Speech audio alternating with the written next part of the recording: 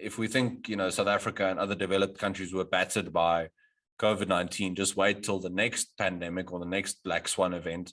And those countries, which I think are more isolationist now, will be more ill prepared for those future shocks.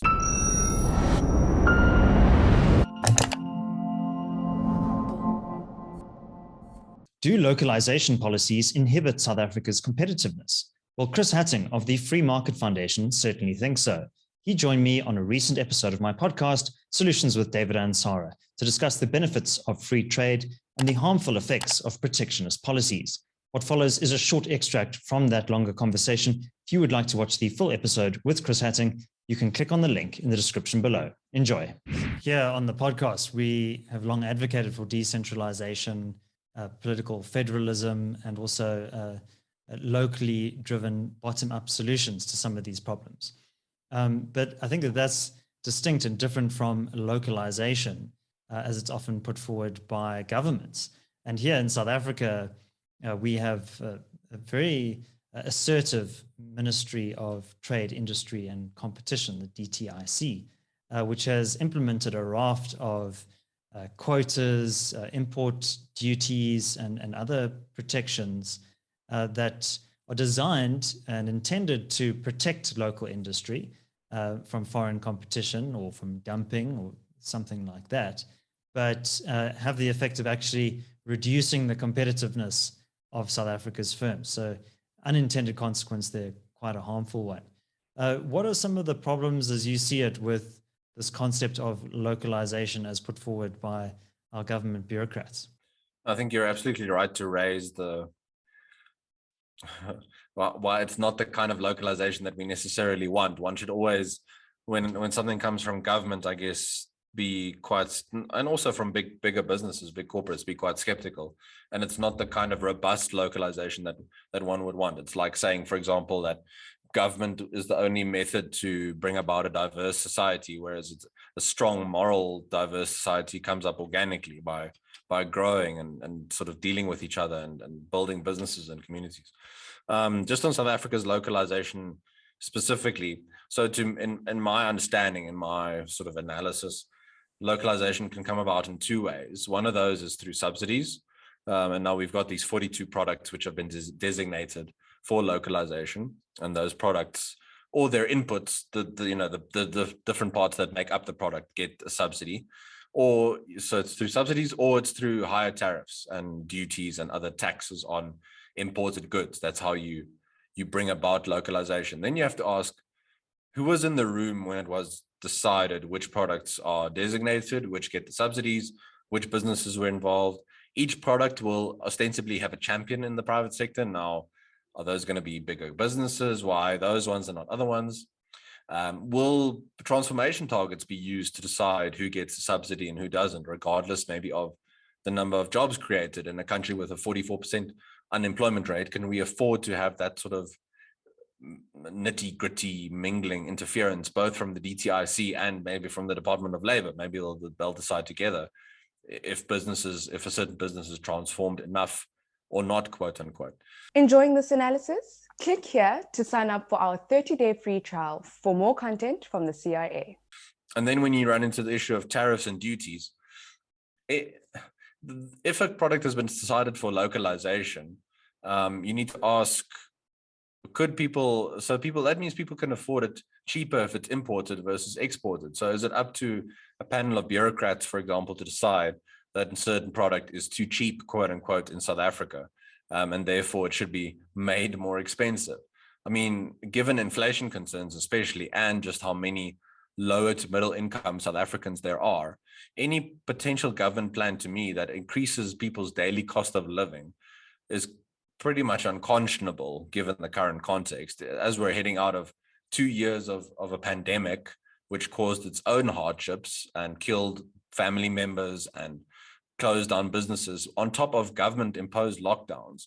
Can you really afford to have this sort of interference by the state, which will increase people's cost of living and just operations of doing business? And this is a bit of a meta point, but trade isn't just about products and services, but it's also about the movement of people and skills and talents across borders. So, but by pursuing this sort of inward-looking protectionist policy of localization, we're also signaling to the rest of Africa, and I would argue the world, that we're not necessarily that friendly to different people coming in and bringing their skills to bear in South Africa and building businesses and bringing their capital. And which isn't to say that people from the rest of Africa are going to bring massive amounts of capital, but you need that sort of moving economy, as it were, that just economic activity. You're not going to get 5% per annum economic growth like some of our peer countries are predicting to have over the next 5 years.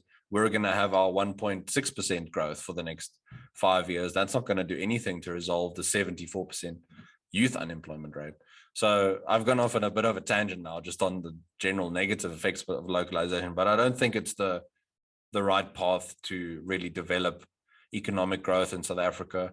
I would argue that, and don't tell any of my fellow liberals and libertarians this, but if you're going to have a government involvement in some ways, then have programs for skills development, have programs of actual good education development with deliverables where you get private sector expertise, where, for example, you can then make sure that you organically develop South Africa's manufacturing base, as an example, maybe in automotive. Then you really can compete with other countries and you don't have to worry about that input. But don't try to make it a blanket approach and decide on these products. I mean, just some of the products there's wedding gowns as one example, and I think another one was fig jam. So I don't know, maybe it was the previous finance minister who really likes fig jam and he decided to put that item on the list. But it just makes you wonder, really, we shouldn't be tinkering like this, with central planning and that sort of stuff. Yeah, and another pillar to the localization strategy is preferential procurement.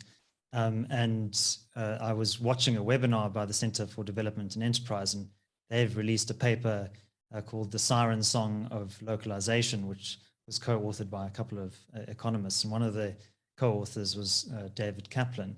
And he was saying that when you are the state and you say a particular good or service is only going to be procured locally, you're sending a signal to that provider that they don't have to worry about foreign competition anymore.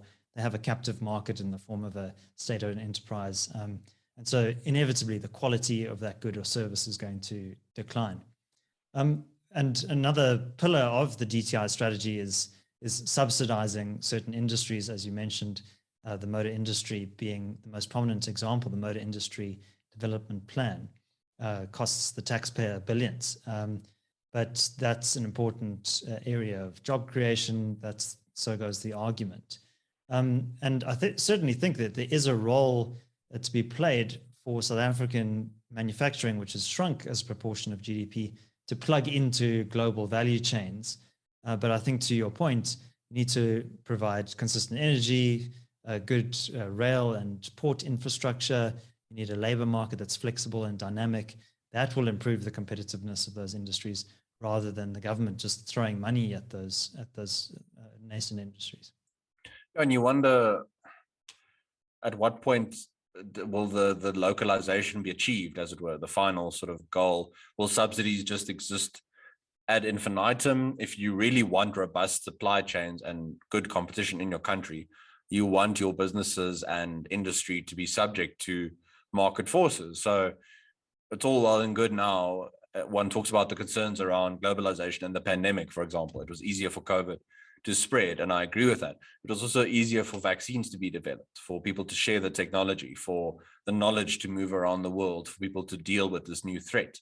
It's one thing to have walls around your city or your country, but if you can't see over those walls, you can't prepare accordingly and know what's coming and make sure that you're robust enough to survive. So if we think, South Africa and other developed countries were battered by COVID-19, just wait till the next pandemic or the next black swan event, and those countries which I think are more isolationist now will be more ill prepared for those future shocks. That's not the best way to bring about resilient supply chains. You need to diversify as much as possible. Not that I'll ever try and give anyone financial advice, but it's the same concept.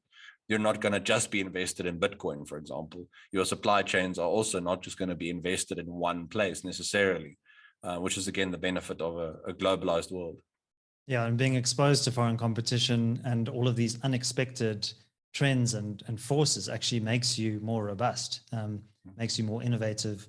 and you just have to respond to changes in technology or changes in labor markets, or whatever the case may be. Thanks for watching. If you enjoyed this analysis with Chris Hattingh, you might want to watch the full conversation. That's linked over here. And I'd also be grateful if you could subscribe to my other channel. That's linked over here. My name is David Ansara. This is the CRA. Until next time, take care.